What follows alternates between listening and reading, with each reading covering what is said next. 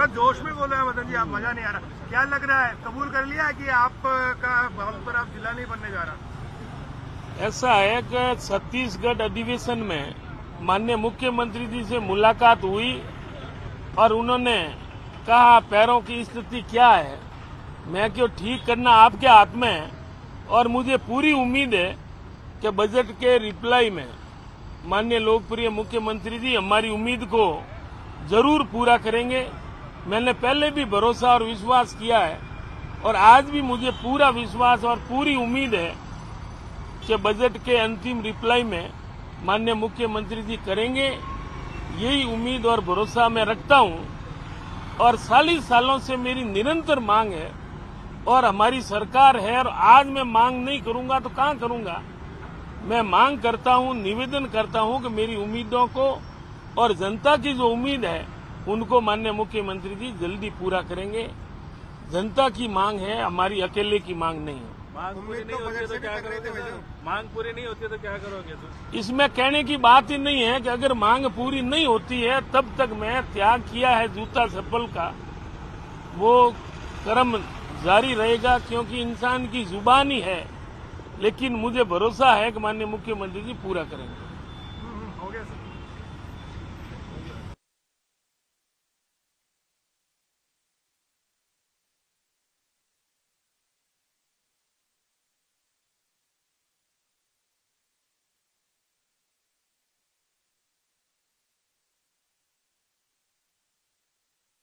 है कि वो न तो सदन में परफॉर्मेंस कर पा रही है न सदन के बाहर धरातल पर।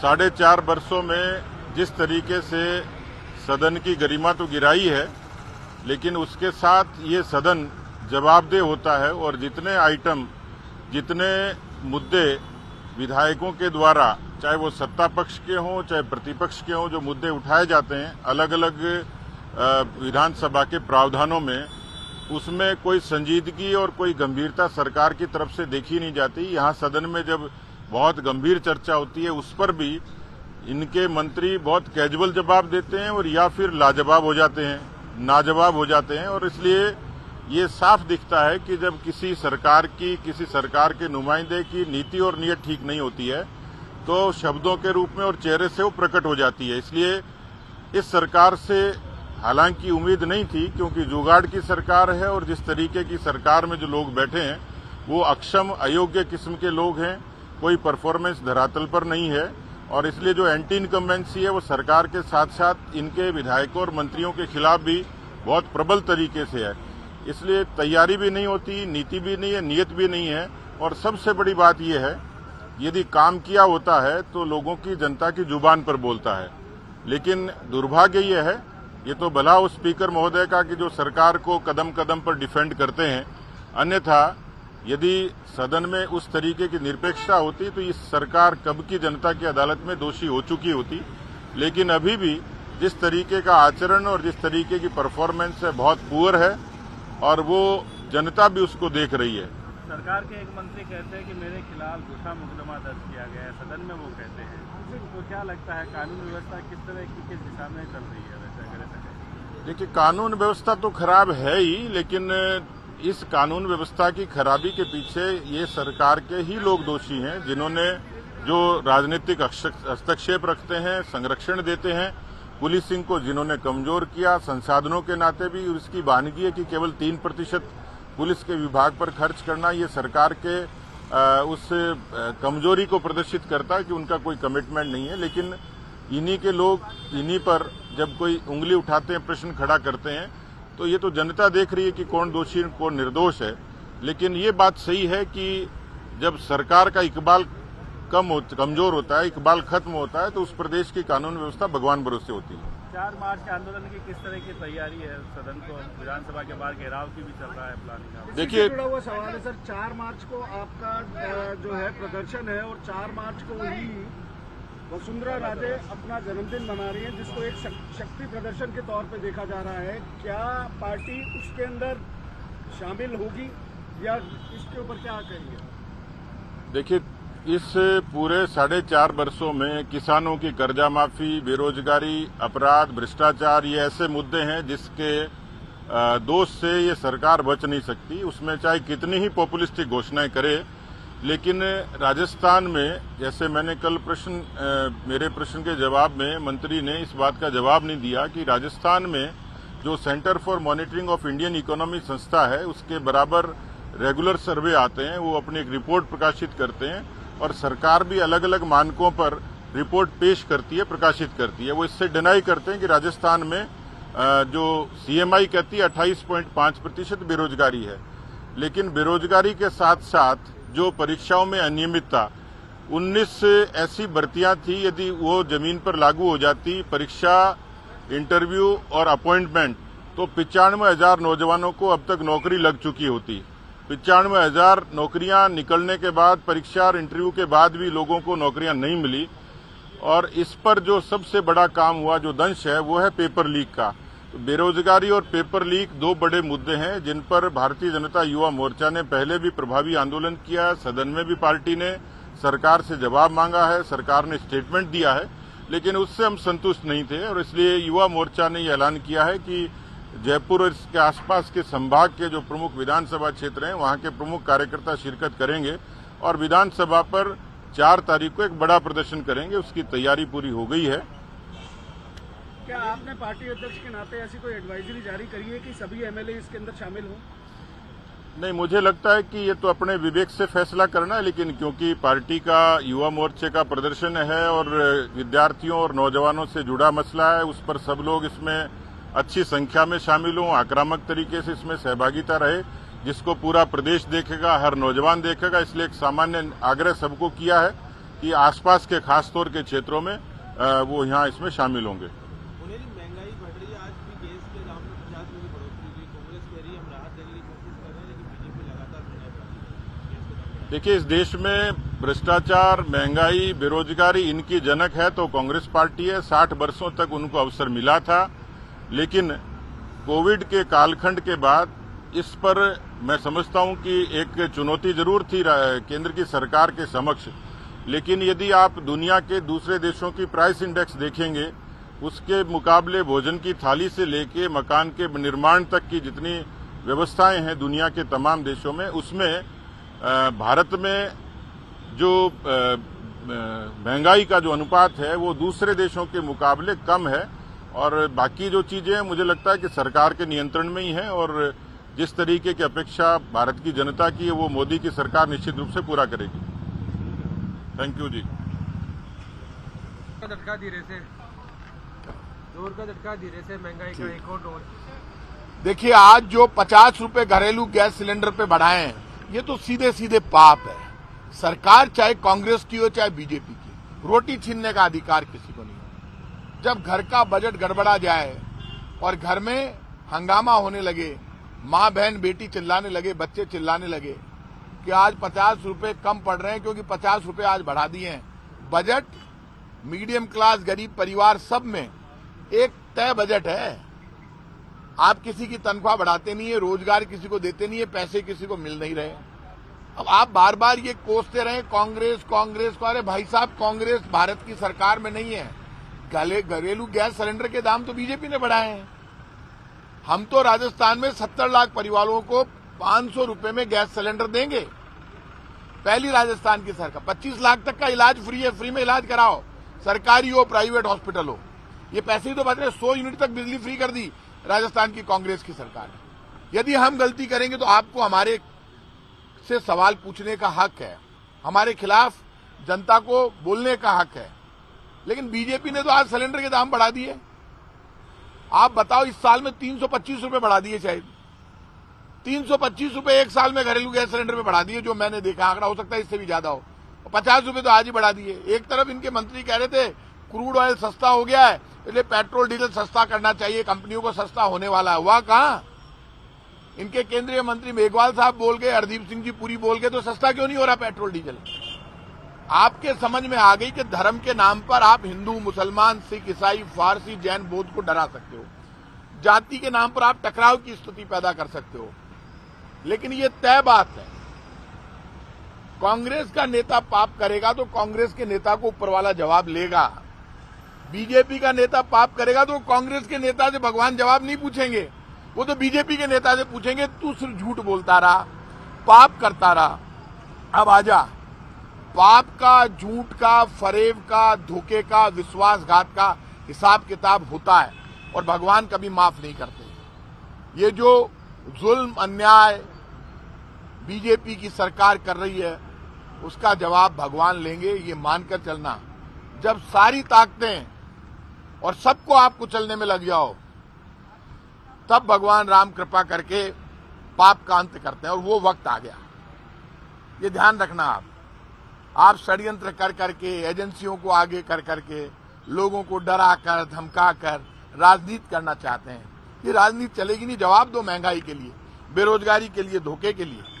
इसलिए मैं इतना कह सकता हूं कि बीजेपी कुछ भी कर ले, लेकिन इसको ना ऊपर वाला माफ करेगा, नहीं जीतेगी, नीचे की जनता माफ करेगी। कल पक्की।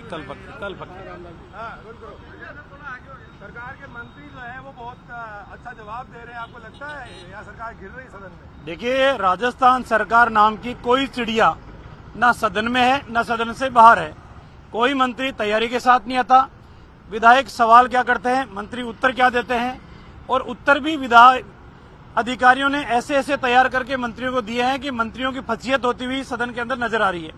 बार बार माननीय अध्यक्ष महोदय को हस्तक्षेप करना पड़ रहा है और एक भी मुद्दा ऐसा नहीं है जिस मुद्दे के ऊपर सरकार आम जन के गले उतरने वाली बात कर रही हो। कल भी होम डिपार्टमेंट की डिमांड थी, मंत्री ने जो उत्तर दिया वो एक भी विधायकों ने जो सवाल खड़े किए उनका एक भी उत्तर नहीं दिया। सिर्फ इधर उधर की बातें करके इतिश्री करने का काम करते हैं, विषय को डाइवर्ट करने का काम करते हैं। और आने वाले समय के अंदर अगर यही हालात रहे तो ये इतिहास इस बात का साक्षी रहा है कि जब जब कांग्रेस की सरकार रही है, 98 से लेकर 2003 में रही, तो जब 3 के चुनाव हुए तो 56 पे सिमटी, पहले 156 लेकर आई थी। 2008 से लेकर 13 तक रही, उसके बाद 21 में सिमटी। अब 2023 के चुनाव में 11 सीटों के ऊपर सिमटने का काम कांग्रेस करेगी। रामराज भाई साहब, 4 तारीख को आपका बीजेपी का एक बहुत बड़ा प्रोटेस्ट बता रहे हैं जो विधानसभा के ऊपर है, और 4 तारीख को ही वसुंधरा राजे अपना जन्मदिन मना रही हैं, जिसको एक शक्ति प्रदर्शन के तौर पे देखा जा रहा है। क्या बीजेपी और वसुंधरा राजे दोनों अलग अलग डर्रे के ऊपर चल रही हैं? क्या उन्हें इसमें शामिल होना चाहिए या आप वहां शामिल हो? देखिए, भारतीय जनता पार्टी के तमाम नेता और तमाम कार्यकर्ता एकमुखी हैं, एकजुट हैं, कमल का फूल के नीचे सब काम करते हैं। वसुंधरा जी का कार्यक्रम पहले से तय था, लेकिन आपातकालीन के अंदर 2 पेपर ऐसे आउट हुए, एक सीएचओ का पेपर और एक पेपर जिसको सरकार मानने के लिए तैयार नहीं है, रीट का पेपर भी आउट हुआ है। बार बार संघर्ष समिति के सदस्य तमाम दस्तावेज पेश कर रहे हैं कि साहब ये दस्तावेज है, एग्जाम कंप्लीट होने से पहले ही पेपर बाहर आ गया, ये आंसर की है, ये उनके सोल्व है, किस तरीके से 1 नंबर पे कौन सा जवाब लिखना है, 2 नंबर पे कौन सा जवाब लिखना है। इस मुद्दे को लेकर, पेपर लीक को लेकर, बेरोजगारी भत्ते को लेकर युवा मोर्चा के द्वारा ये कार्यक्रम रखा गया। आज शिक्षा पर बहस होगी, रोजगार मांगों पर चर्चा होगी, कल विपक्ष के साथ सत्ता पक्ष के लोगों ने भी दिखने का काम किया। आज कितनी तैयारी आप लोगों की? देखिए, जिस तरीके का माहौल सदन के अंदर है, सत्ता पक्ष के कई विधायक नाखुश हैं सरकार से, सरकार की कार्यशैली से नाखुश है, और बहुत से विधायक तो ऐसे हैं कि हम तो आने वाले समय के अंदर एक बहुत बड़ा विस्फोट करने की स्थिति के अंदर है। तो दर्द सबके है, लेकिन उन दर्द उनके जवाब पे आएगा नहीं आएगा ये उनकी मनस्थिति के ऊपर है। लेकिन एक बात स्पष्ट है कि राजस्थान के अंदर सिर्फ और सिर्फ लोकतांत्रिक व्यवस्था के अंदर दिन गिनने का काम सरकार कर रही है। ये सरकार राजस्थान की जनता का विश्वास खो चुकी है, सिर्फ औपचारिकता बाकी है, वो निभाने का काम कर रही है। जो प्रश्नकाल में मेरा प्रश्न था वो मंदिर की जमीनों पे अतिक्रमण जो हो रहा है उसके बारे में था। मेरा ये मानना है कि जो जमीन अभी अतिक्रमण से बची हुई है उसको हम कैसे बचा सके, उस पे मेरा प्रश्न था। और मैं चाहती हूँ कि उनका सीमा ज्ञान हो और उनकी बाउंड्री वॉल हो ताकि वो आगे के लिए सुरक्षित रहे। स्थगन में मैंने एक ट्रेंचिंग ग्राउंड का मुद्दा उठाया था। पहले तो बहुत गुपचुप तरीके से वो ट्रेंचिंग ग्राउंड को शिफ्ट कर रहे थे, फिर उसको प्रशासन ने उसका नाम बदल के कचरा पॉइंट का नाम दिया है, और इससे जो नुकसान होगा उसके बारे में ये जो बहुत गंभीर इशू है उसको उठाया मैंने, क्योंकि वहाँ जो उमेदगंज में ये कचरा पॉइंट बनाने की कोशिश कर रहे हैं वहाँ लगभग 150-200 मीटर पे ही आबादी का क्षेत्र है। लगतावा जो तालाब है वहाँ पे वो पक्षी विहार के लिए संरक्षण करा हुआ है, जहाँ बाहर से प्रवासी पक्षी भी आते हैं, जैसे स्पूनबिल, सारस, पेंटेड स्टॉक। और ऊपर से जो एक मुख्य हमारा नहर है राइट विंग कैनाल, जो लगभग 1,32,000 हेक्टेयर जमीन को सिंचित करती है, उसके बारे में तो अगर आप वहाँ कचरा पॉइंट बनाएंगे तो जो ग्राउंड वाटर है वो प्रदूषित हो जाएगा, हवा भी प्रदूषित होगा। तो ये पर्यावरण के तहत, ग्राउंड वाटर के तहत, आबादी के लिए, पक्षी के लिए, जानवर के लिए, सबके लिए हानिकारक रहेगा। इसलिए मैंने ये मुद्दा उठाया था कि वो यहाँ नहीं बने।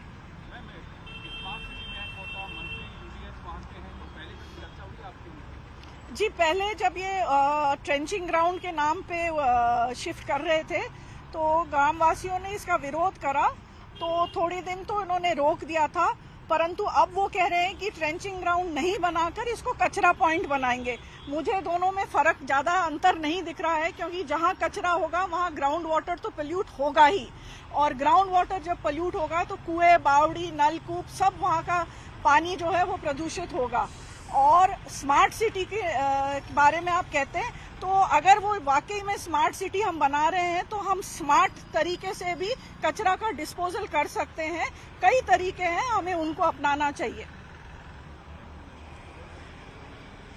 पानी के टैंकर सप्लाई का मामला उठाया, क्या है पूरा मामला? पिछले 1 वर्ष से 2022 में जब ग्रीष्मकालीन आया तो राजसमंद में पानी की पूर्ति करने के लिए टैंकर व्यवस्था करी जाती है, जहां जिससे गांव-गांव में पानी पहुंचा सके, क्योंकि जितनी ओपन वेल्स हैं, जितने ट्यूबवेल्स हैं, वो जैसे जैसे गर्मी नजदीक आती है पानी उसमें सूख जाता है।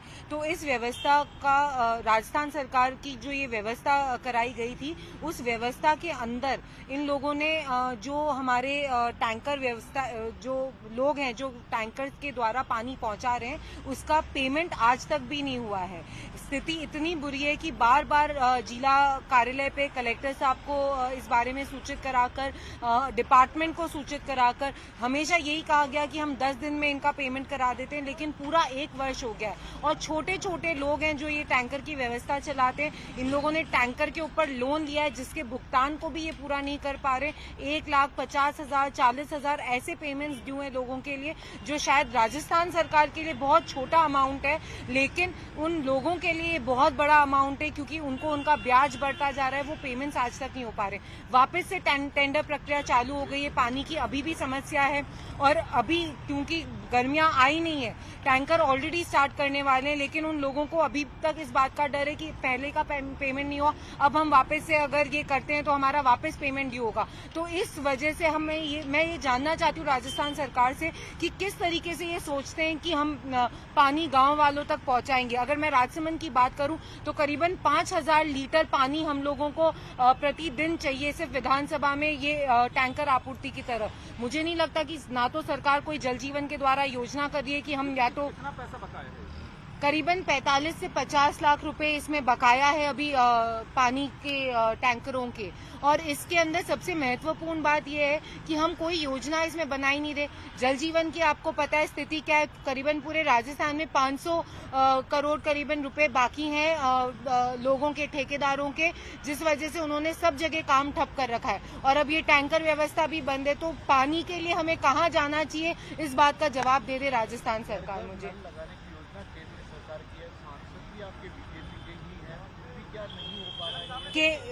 केंद्र सरकार की योजना है, और आप अगर डेटा पता करेंगे तो केंद्र सरकार ने जो पेमेंट करना था राज्य सरकार को, वो अपना आधा 50% कर चुके हैं।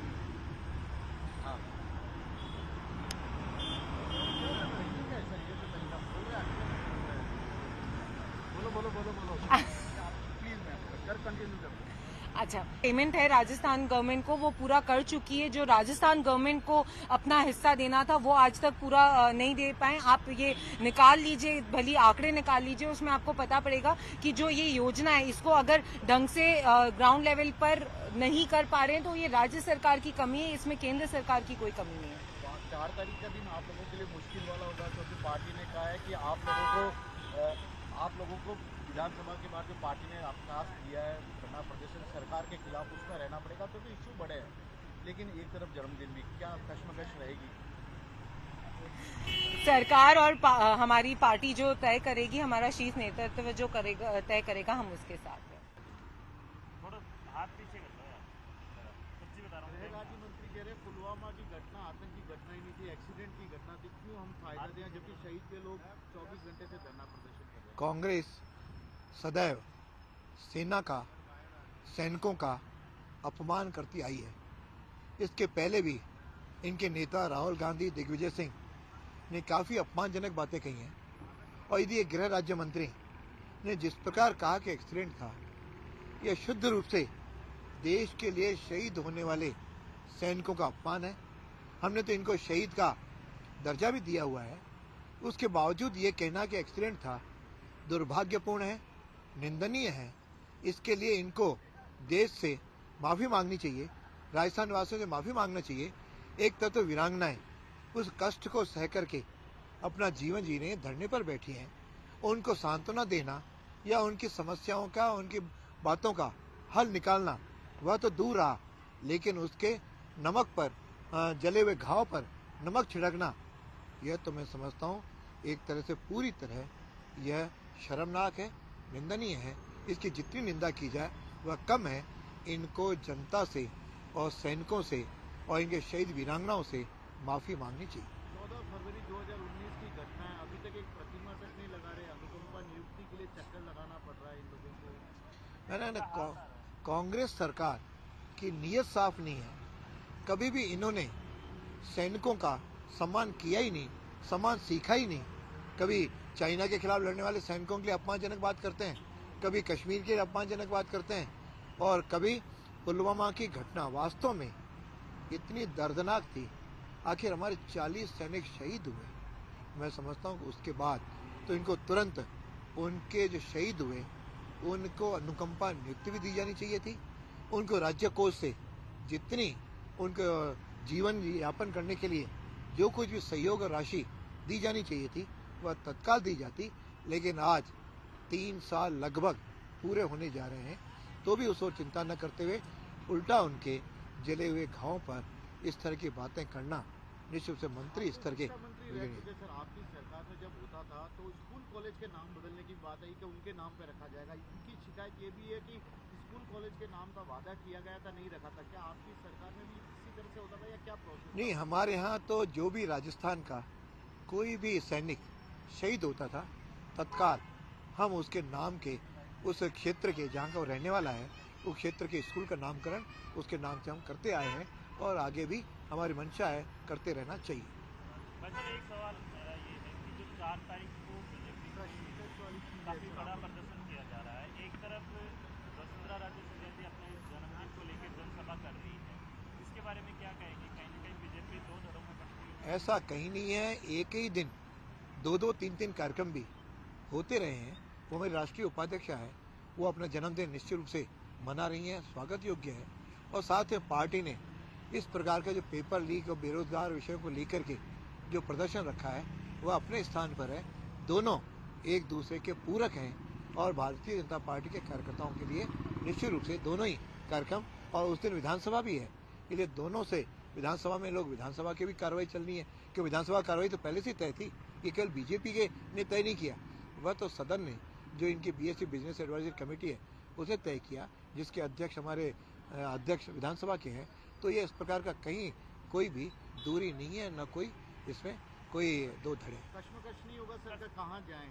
नहीं, जिसकी स्वतंत्रता है, जो जहाँ जाना चाहे वह जाने को आजाद है। मैं विचार करूंगा कि निश्चित रूप से सदन में मेरा जो रोल है उसे अदा करने के बाद निश्चित रूप से तय करूंगा। आप पूर्व शिक्षा मंत्री भी रहे, राजस्थान सरकार स्कूलों में कैलेंडरों के जरिए घर घर सरकारी योजनाओं का जानकारी पहुंचाने का काम करे, किस तरह देखते हैं? ताकि माँ बाप तक पहुंचे सरकार। कांग्रेस पूरी तरह अपनी राजनीतिक जमीन खो चुकी है। उस जमीन को पाने के लिए इस प्रकार का राजनीतिकरण करना दुर्भाग्यपूर्ण है। इस प्रकार की राजनीति की तुलना में जरा अच्छे काम करो ताकि लोग अपने आप आपके साथ जुड़ें। शिक्षा का तो पूरी तरह बेड़ा गर्क करके रख दिया है। अभी मैंने विधानसभा में सारा विषय रखा है, न कहीं ये तो केवल महात्मा गांधी अंग्रेजी माध्यम के स्कूल में वाहवाही लूट रहे हैं, ने वाहवाही इनको भारी पड़ रही है कि न तो अभिभावक भी उससे दुखी हैं, न बच्चे अधकचरे बन रहे हैं, न इनको कहीं नौकरी मिलनी है।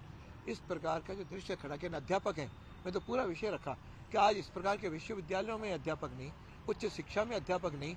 और मुझे तो बड़ा एक पीड़ादायक लगा कि राजस्थान यूनिवर्सिटी में अपने आगामी जो कार्यक्रम होते हैं उसमें इंदिरा रसोई योजना हम शुरू करेंगे। यानी विश्वविद्यालय को शोध करना चाहिए, विश्वविद्यालय में कोई अच्छा राष्ट्रीय स्तर पर संस्थान बने, वहाँ पे कोई अच्छी पढ़ाई हो, उस तरह का कोई उल्लेख नहीं। तो बस आप पूरी तरह ये अपने राजनीतिकरण पे जुटे हुए हैं, जिनको लेकिन जनता इनको माफ करने वाली नहीं है। यह तो एक दाई के अंक तक सिमटने वाले जा रहे हैं।